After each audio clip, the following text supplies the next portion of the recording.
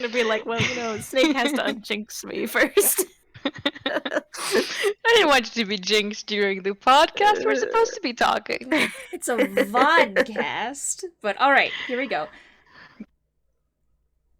Hello everyone, and welcome to episode 5, I think we're on 5, of our Qodron's Uprising Dev Commentary Vodcast. I am Good Game Kitty. I am the creator of the Dungeons and Destiny project. I'm Mardin, the editor and lead writer of the Dungeons and Destiny project. Hello, I'm Snake Bunker, one of the artists on the D&DESTINY project. And I'm Laur, I'm the other artist on the D&DESTINY project. Congratulations! We did an intro without filming it! Woo! It only took us 5 episodes. It only took us 5 times. Okay, you can say jinx for that one.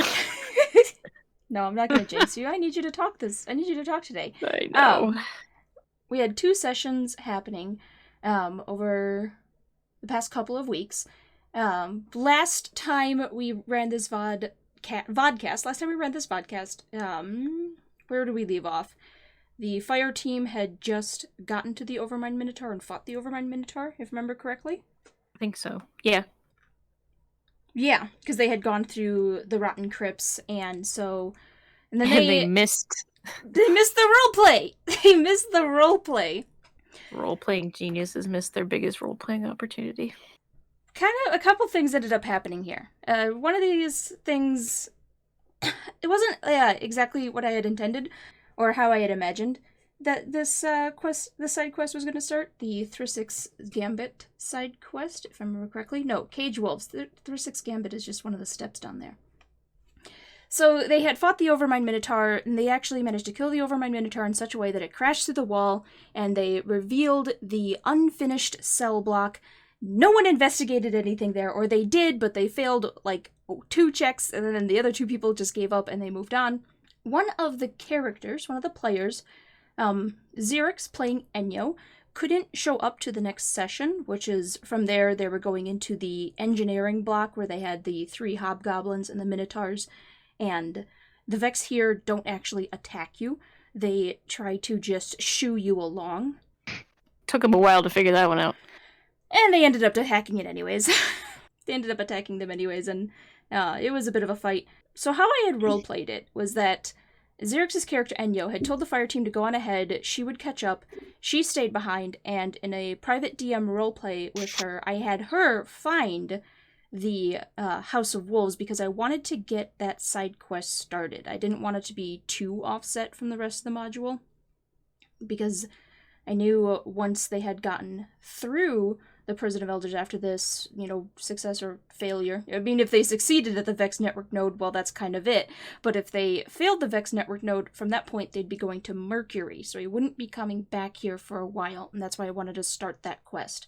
So a little bit of an unconventional start, and this kind of brings back the discussion that we've had, I think, for 3 episodes now, which is hiding content but then making sure players experience the content because you worked hard on it and nobody replays TTRPG modules.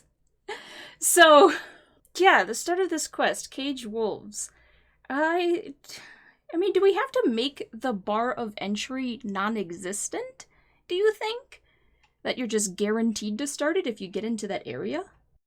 I'm wondering if you can just, fake it, They throw out a couple of, you tell them to roll things, and if they succeed on those, you're like, oh wow, you found this, very cool. But then even if they don't actually make it, you then somehow introduce it to them anyway. Yeah, you could add a bit to the first section as an option that, if your players fail to notice the hidden compartment, or if they don't even look, you can just trigger the beginning of this by, making something make a noise, or making one of the wolves poorly hiding out separate from the others and, gets caught or something. So that you make it a GMs have cutscene. Yeah, exactly. We could add an option so that GMs who really want this to happen for their players can just decide to make it happen, even if the players don't find it the way that we originally intended. But on the other hand, my feeling is kind of that it's okay to have content that players can miss. Like, we certainly put a lot of work into building this whole side quest, but it is a side quest, even if it's a significant piece of material. And if you're designing something and you definitely want people to play it, like, you can just make the structure linear or have it just be a triggered thing that some branch begins when you want it to begin. But I think it's okay to accept the possibility that players will just not necessarily find something you hide, and the fact of it being actually hidden and missable is compelling to some people in itself. This is true. I mean, this is obviously testing, and you want to run through this part, so there's a good reason to trigger it. But that situation aside, I don't know that we need to feel bad with the possibility that some play groups who use this module may not notice the side quest. On the notion of it being missable and that being compelling to some people, those of us who have, have all of us played in campaigns or sessions in some way? We have, right? Not a 5e one, just a Well, D&DESTINY one. Well, you've Yeah, done that's- a 5e session. You went with High Junior, didn't you? Didn't he run a game for you yeah. at once? Yeah, I guess that was it was a one-shot. And if you ever found out that you did miss something, how did that make y'all feel? I mean, it was a one-shot. I don't think there was much I could miss. What I'm thinking about is the Death House from Curse of Strahd, which is actually, like, probably the most loved bit of content Wizards of the Coast has put out for 5e, and might be tied with the overworld adventuring from Tome of Annihilation, I think, maybe? But people love running the Death House, and there's a lot of different ways you can go through the Death House, and people do miss content in the Death House. Not everyone finds everything, and whenever I see people talking about it, they never really seem upset about not finding it. I mean, it's kind of I think there's just pros and cons to both ones, and neither way is going to be entirely, the quote-unquote right way. And I guess it depends. Game design is an art, not a science anyways, so, Yeah, I was going to say, I guess it depends on what you want the campaign to do. Like, if it's a big story campaign that you're only going to play once, like, you don't want to miss content in it. But sometimes, if it's like a horror funhouse or whatever, I don't know what the Death of Strahd is. Curse of Strahd. The Death House is a horror funhouse, basically. Okay, Curse of Strahd or Death House 5e content sounds like it's a bit different than, say, like, doing something that's way more involved, like Schwarzwald or something. But there was stuff in Schwarzwald people could miss, too. We had so many different people that went different directions in that. It was great. I feel like there's a distinction, though, between missing content and having multiple paths that you can take through the same content. It's like straight up missing a whole conversation in an RPG, or taking different paths through that conversation in an RPG, Yes, like, you don't want I to can miss the understand that. conversation, but you value being able to tell that person to fuck off, or to, hey, I love you. As everyone knows, the BioWare binary. Yes. There's another aspect in this particular case, which is that, this side quest is about something in particular, and I imagine a lot of our players are very much here for Elixni sympathizing and trying to God, yes. God. kiss ether tubes, but Yes, ether. I don't think they smooch ether tubes. They smooch their teeth. You make it sound so unappealing. Well, the point being that, hypothetically, there could be some players who are somehow not about that. I don't know how that's actually possible, but I can conceive of it abstractly, at least. And, I can imagine this side quest not actually necessarily being interesting to everybody. The best thing about this kind of game as opposed to a video game is that the GM has discretion in ways that you can't implement in a video game. So, like we just said, even if we don't change this at all and don't put in a mechanism for GMs to deliberately trigger this, whether or not their players discover the side quest, GMs could just decide to do that if they want to do that, or they could decide Yeah. not to do that if they have a party of like rampaging Vex smashers who really are not concerned about the finer points of, Ixnay allegiance or whatever. Yeah, that is something to keep Yeah. in mind. Is this is a game where the GM doesn't have to follow the rules. I can be like, well, you know what, my team just doesn't care. So probably just gonna cut this one out. They're not gonna enjoy this. Or they care a lot, so we're starting this ASAP. Either way, so we can just add a little note in here somewhere. I think we can do the mechanics for finding it, but then we can, we'll have the little note that says like, hey, I think what I might say for the note is that if your fire team goes through here and misses it, their second time through, they're guaranteed to find it. So that you can get the sensation of, oh, we missed this the first time. I'm glad we got it the second time, when it's kind of throwing them a bone, to be honest. Yeah. Or it doesn't have to be that they definitely get it the second time. We can just add a very broad note that to the effect of, hey, if you want, or if your players don't catch on to this, you can just trigger it, and here are, XYZ ways you could frame up how this starts even without the players. I kind of want it to be like a Drager Vandal rooting around and falling, and or knocking over like a leaning tower of soup cans or something, Cute Woo drag falls through a loose wall panel.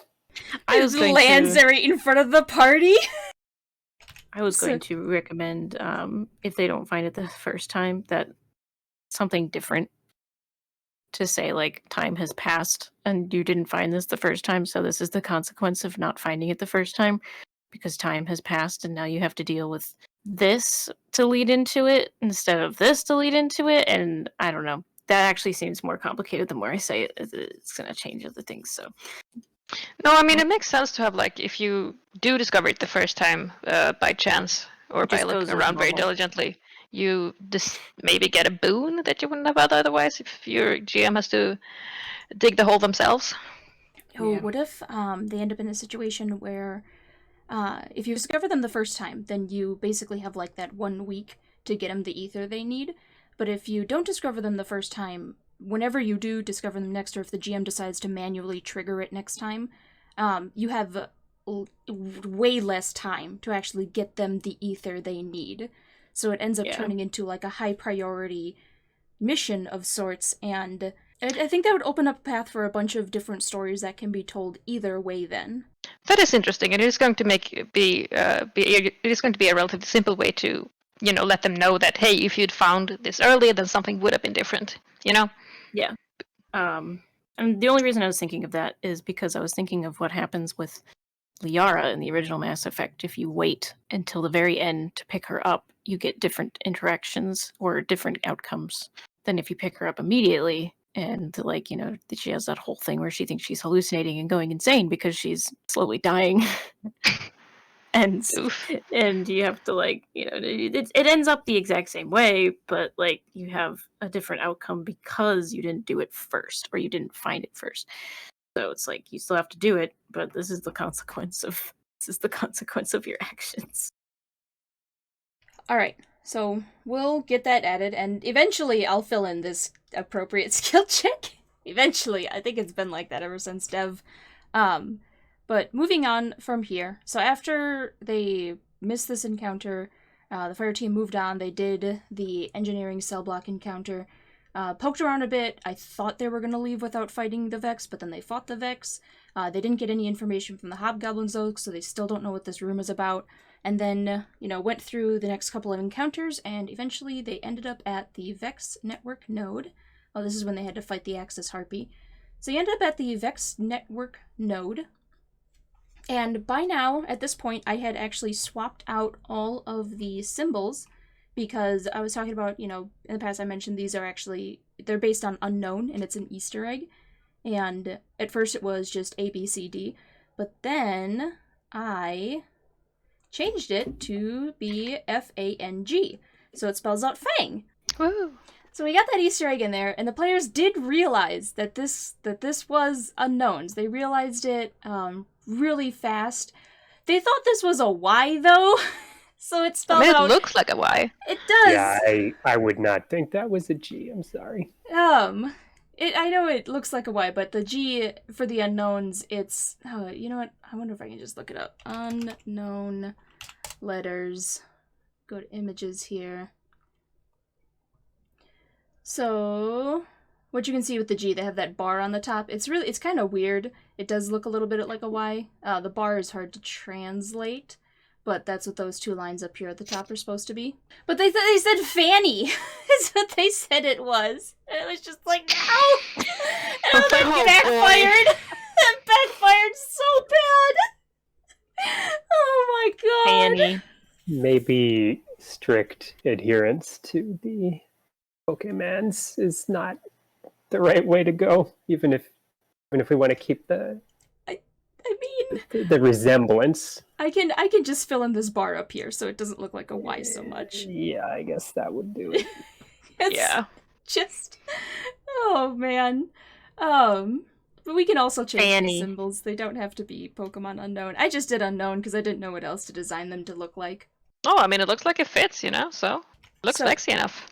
They also completely flubbed the encounter this time. Like, they were figuring it out the last time they went to the Vex Network Node. This time, oh boy. First of all, they only had one ghost read the cube, right? So they only had one sequence set. It was not the first sequence set. I think the one that they got was the third sequence set. They punched that one in, and it just... everything got triggered. All of the punishments for failing the mechanics happened basically within the span of one round because they had all readied actions to destroy their confluxes. And Oh boy. they basically just got wiped and booted out of there in the span of, I don't know, like 3 minutes in game. It's, 20-something minutes out of game. So they didn't do too hot there. That feels pretty classical video games. You get to an encounter, and the first time around you get really far, and then you die sort of at the edge, and you're like, oh wow, that was good. And then second time around, when you're supposed to be more practiced, you die. You just mess it up over and over again. Yeah. You're dying to the basic mistakes like minions killing you or forgetting to punch your scion and stuff. I'm missing the easy jumps. Missing the easy jumps. But, so, at least though from that run, they did get the Overmind Minotaur's eye, so that they were able to continue the Stitch in Time quest. So, they got the eye, delivered it to Vex. Vex told them to go to Mercury to talk to Brother Vance. And it was all, real super simple stuff here. The thing that we had done a little bit differently for this quest, because of the environment we have the server set up to be, so how you're supposed to find the simulation, assuming you're going to be playing this campaign not in the environment of our server, is that your fire team, you show up, Vance says you have to find a simulation seed, so you go out into the fields of glass, you run around and collect simulation seeds, and you bring them back, and you keep doing that until a roll says, hey, this is the right seed. Yes. And I did have the players go out and do a little bit of adventuring to make sure, the adventuring was fine and fun enough. What I had been doing ever for months now is I had actually been tracking every simulation seed transaction that happens on the server, because we have people able to do downtime activities to go patrol destinations and gather resources and stuff, and simulation seeds are some of the resources that can be gathered, and I was keeping track of a simulation seed as it was being passed around from the players. And the players, with a little bit of prompting, they did figure out that they had to be like, oh, we have to go talk to everyone else who has simulation seeds as well. It's not just going to be out in the fields of glass. And so they did end up getting the player who did have the simulation seed to donate it to their cause. Nobody crafted it into a weapon, which kind of sucks. I really wanted that to happen so that they have to use the weapon to get to the simulation. To be fair, though, the weapons that took simulation seeds to craft were like superior, exquisite, legendary, Thunderlord level of weaponry that I don't even know anybody can actually craft yet. I don't think anybody's asked for. I know one character in our server cannot fail to craft superiors, actually. That's Lou, I think. Yeah, that's Lou. Who, fun fact, ended up having the seed. Yeah, that sounds about right. Do you remember the journey that the seed took? And it was... Man, No, I don't remember it off the top of my head. I feel I like had it written Q down had it somewhere. for a while. It was... I think Q had it for a while. That one Vex Minotaur? I honestly don't know. can't remember.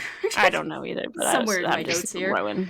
Oh, well. I actually... No, it's right. It's not in my... I'm flipping through my notebook trying to see if I can find it. I remembered it's not in my notebook. I had written it down on a letter I'd gotten in the mail. Because that was the only paper I had on hand. Yes, you And did. the seed showed up, and I have no idea where I put that letter because I just cleaned my room out yesterday. Past Kitty. The amount of important information that ends up on an envelope or whatever is staggering. It really is. It really is. Who decided? Why is this like a universal? Everyone just takes notes on envelopes and stuff. Because they just happened to be next to me at the time. It's a regular supply of paper. It truly is. It's free It paper. never fails. It's free real paper. estate. It is free. It is free paper, though. They send you so much paper shit in the mail. It's free paper. Anyway, But all right. So they did a little bit adventuring out on Mercury, and the maps for Mercury are they're really neat. I got to use more of the Infinite Forest assets for those. And hell then, yeah. when they got back and they got the right seed, they went into the forest and they went to do this fight, which I have a habit that I need to break, and that habit is that I need to stop revamping entire encounters 20 minutes before we go live with the session. But that's when the Yeah. brain goes fastest. But that is when the brain goes fastest. When the pressure's on, I'm actually like the creative juices are flowing and I can see the fabric of the universe. ADHD really be like that sometimes. Maybe it's more like you should do that, but you should do it in a separate thing and then keep, roll it as usual. But you do use those, You take advantage of it, but don't apply it. Yeah. Yeah. Learning to take advantage of those moments, but not to overburden myself with a bunch of work at T-1 minute. Mm-hmm. But so what this encounter ended up doing, it was supposed to be a basic stand here, fight off hordes of enemies, but then I was thinking to myself, that's kind of boring. D&D 5e combat in general is just kind of boring, to be honest. Mhm. It's actually, the topic of player engagement is something that shows up in D&D spaces all the time. People bring this up like, oh, my players are always on their phone during sessions, what can I do to keep them engaged? And part of it is players being rude. Like, I don't want to downplay that part of it. There are some people who are just being rude, and they are not going to pay attention unless the spotlight is on them. That's on them. But another part of it has to play into the fact that, yeah, when... it can be 10 to 20 minutes before it's your turn again, based on however many monsters and how long, the wizard is taking to resolve their spells. It's always the wizard. It's always the wizard's turn, who takes forever. There's so many things you can do. There is so many things you can do. But when so much time Snake's goes feeling by... personally attacked. Anyways, when so much time has gone by and the most exciting thing that's happened is maybe the fighter got back-to-back crits, I don't blame people for not paying attention. So I wanted this to be something a little bit more involved than just, horde mode. And I had been watching the Overwatch 2 gameplay reveal trailer. And what the new competitive game mode that they showed up in Overwatch 2 is actually, it's nothing new. And it's kind of just a twist on your basic escort mission, Does everyone here know what escort is? Yep. Yeah. Okay. So yeah, I set this up so that it was a bunch of Vex who, what they were trying to do is they had these confluxes here, which I'm going to put these on the token layer. So they had these confluxes. There was 3 of them. There one on each of these tracks. And a Minotaur would spawn in, and the Minotaur is trying to push these confluxes into the center. And if all 3 get into there, then the Overmind Minotaur is rebuilt, because this is like data and resources to actually make the Minotaur itself. into, you know, a living creature or whatever. So the fire team ended up in this situation where they had 3 confluxes to defend that were being moved forward 20 feet per round. If they destroyed the Minotaur, they would actually move 10 feet back that round. And then they had a bunch of minions spawning in, they had mook mechanics they were dealing with, and then they had a mini-boss show up, and honestly, the whole fight was absolutely fantastic to deal with. I'm just gonna play this but leave it on mute so we can see some of the stuff going on here. And what sort of actions are being taken. And it was insanely fun to both GM, and the players were talking all the time. They were going back and forth. And I'm gonna be talking about nothing else except this for the next week. Hell yeah! How did they do? They did really well. It got so close. At the very end, when they had the mini boss, which was a Hydra here.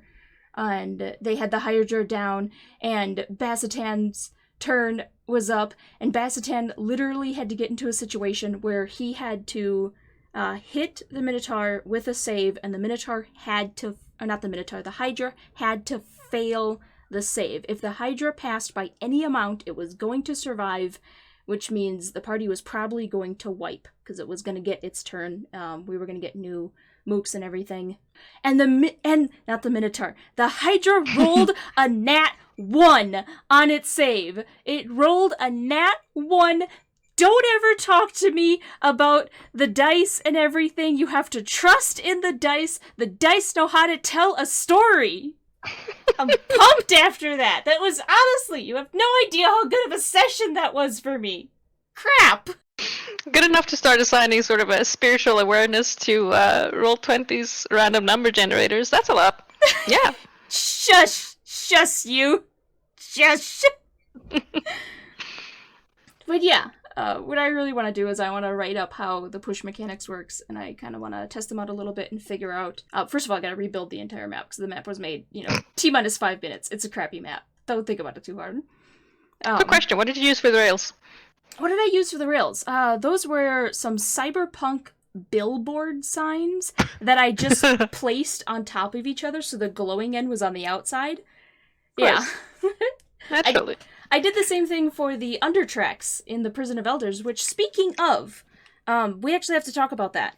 So, in Prison of Elders, we have a bunch of different routes fire teams can take, no one has gone into the undertracks or the inner tracks. We've gone into the outer tracks once. Everyone else has gone into the sewers after that. And I'm wondering if the next steps, or the next step of the Transfinite Needle can possibly be adjusted to get them to go into this area, the undertracks and the inner tracks. I have no idea how that might happen, though. Mardin or Snake, either of you, go ahead. I was just wondering, say someone's running this and their players end up taking the same routes every time, and you got this quest, right? Mm-hmm. If you could make it somehow like modular, that if, your players are always taking the sewers track and you want them to go down the undertracks, then the quest step that you need to achieve automatically shifts to the path less often taken, And that's something, that's perfectly viable. I don't think it's quite necessary for this one, because we already have the one step, which is to get the Eye of the Overmind, so you have to take the sewers to get to the Overmind Minotaur here. This transporter doesn't unlock until you finish through 6 the Caged Wolf quests, which you can't start until you go through here anyways for the first time. So you're guaranteed to have to go down this path. So I was thinking if we just made another step that guarantees you go down this path, we can at least guarantee that players will have to go down each path, essentially. Sure, yeah. At least once. So, what are our next steps here? Well, we got the right simulation. I mean, it sounds like they only went down the sewers because they needed to get the Overmind Minotaur. Do you think that they would be apt to go the other direction, the original direction, if there's no Minotaur in the sewers? That's gonna... Because they could think, like, well, we've done everything in the sewers. There's not really much more to do there, so let's go the other way. Well, see, the thing is, the next step that they have to do here, which is, they bring the eye, because right now the eye... Oh, God, freaking... I have these tables filled in on Roll20. I did not fill them in here, though, because that's just my life. So they do this step, they get the eye, they download the Minotaur into the eye, they bring it back to Vex. Vex says, get some weapon parts, and then he is able to construct the transfinite needle, which is a spear. Mm-hmm. And the last step you have to do takes you down the sewer path again, because you have to get to the engineering block to interface with the hobgoblins. And the point of doing that was to try to get people to understand that, the hobgoblins, if you interface with them, they are going to give you information about Qodron and can possibly make it easier for you fighting Qodron on that run, because you'll be prepared ahead of time. And sorry, the question was? The question is, I'm wondering if this next step, instead of having to interface the transfinite needle with the hobgoblins, we can have it do something in the under tracks or the inner tracks, maybe, somehow? Mardin, any thoughts on this? Yeah. Why would you need to go to, some subway tunnels to construct a reality bending anti-Vex restart pin weapon? But because that's where they put their wormhole into the other dimension. Because nobody would look there. But I mean, if you just want to make people go through that pathway, you can just have Vex give them a key that will open, a sealed one-time use transmat pad in the inner tracks that will go straight to the engineering block. So they get a little bit of a shortcut for this stage of the quest, and they get to go through this path if they haven't already. It sounds way more simple than I was gonna but it works. But that sounds like game development that I wasn't going to be able to offer. Could there also be some specific forge or something that was stuck on a train that got derailed? The people running the prison are like, hey, what the hell is this weird forge that they're building? We're gonna confiscate this and bring it away. That's a good idea in terms of if we want to just shoehorn something in here. I don't know if it would be more or less work, in terms of writing that in than writing in, transmat closet. Yeah. Basically the same. And I also like Kitty's right that having this room full of Vex who just leave you alone is a big question mark. But I also like how doing this quest, if you do this quest, teaches you the use of those hobgoblins if you haven't figured that out. And I mean, Vex who are just ominously standing there not attacking you are a nice little hallmark of early Destiny experience. So yeah, I like having them there doing that too, and I like how this quest is a way to make sure that people encounter those Vex and figure out why they are like that. So I guess we can always just put something on a train car and say that's where it is. No, because I'm thinking, because your solution was a little bit of thinking outside the box here, so I'm starting to think outside the box as well. We do have this. Can I offer my outside of the box? Oh, okay, yeah, you're outside of the box. Go ahead. Okay, cool. So, like I kind of mentioned, it's not really going to go anywhere. But seriously, if you're, like Mardin said, why would somebody go down into the sewers? Because there's clearly a dimensional portal in one of the freaking sewers that's well hidden. Why? Because they don't know that it's there. It's a sewer. It's just a sewer tunnel that's been abandoned for how many freaking years? Because everybody decided that it was going to be blocked down. So, Mr. Qodron just decided to use it as, a fancy dimensional portal thing. And that's why it's there. You were There's so a eloquent. fancy, there's a special secret hidden transdimensional portal You vexified. Well, but it's not an abandoned sewer tunnel. It's one of the recently active rail pathways. Yeah, it's an active rail pathway, but there's a pathway in the active rail pathway that nobody uses. Those things happen all the time. That's true. Yeah, so it's not so much that it's like the entire railway is abandoned. It's just one branch of the railway that nobody cares about and everyone overlooks. Secret magic. Oh my Vex god. Like magic. hidden rocks. But okay. That's my out of the box thing, Kitty. You What- can go with your out of the box idea now. What I was thinking was changing our lock here to just be a keycard lock similar to that one. So that you have this keycard, or this is just locked off straight off the first time, because right now it's possible to, your first time through here, to go straight through here.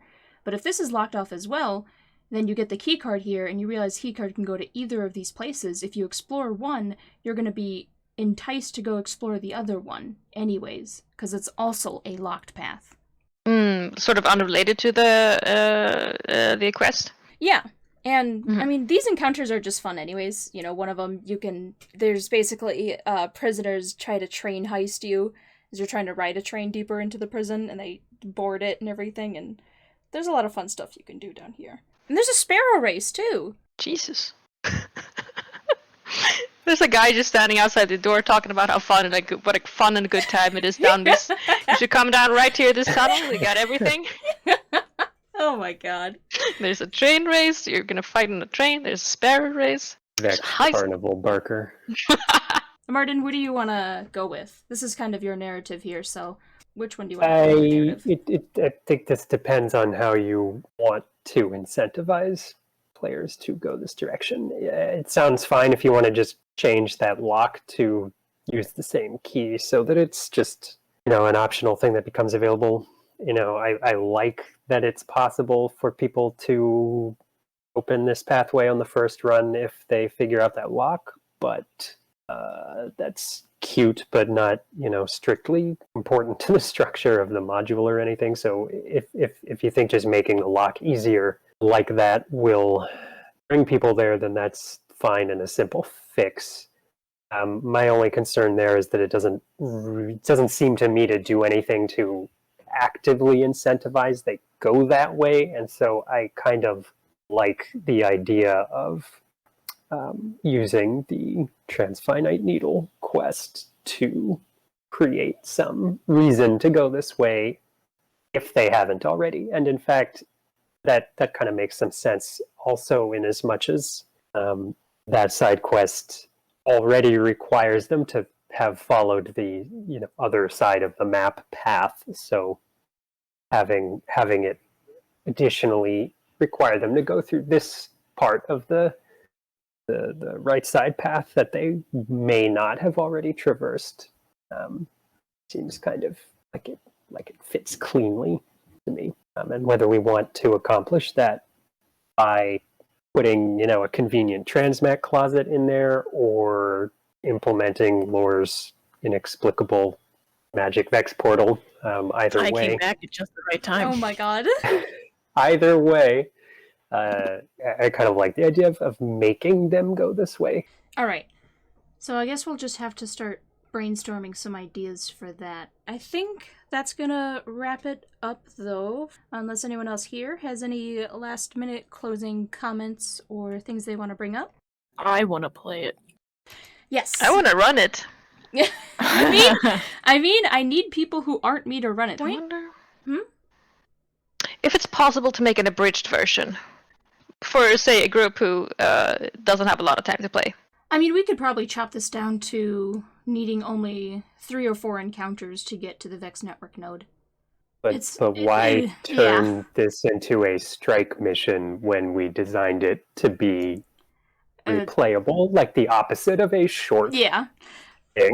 Oh, I'm not talking about a one-session thing. I'm just talking about... Just talking about like a team that just maybe they meet once a month instead of once a week or something. Yeah, or like have limited number of slots. So in a bizarre twist of fate, there's multiple people trying to GM in my group. Oh, wow. Oh, yeah, wow. Imagine. Wow. I'm jealous. In a bizarre twist of fate, everyone wants to actually GM it instead of play. But, I mean, you could. I don't know if I would be able to put in the effort for that, though. Because there's a lot of stuff that would need to be redesigned for it. That makes sense. But all right, we're gonna bid adieu here and say goodbye to everyone. Thank you all. If you're interested in joining us on the server, we got links in the description for supporting the project and all that fun stuff. And yeah, just make good choices out there, folks, and try not to die. Bye bye. Take care.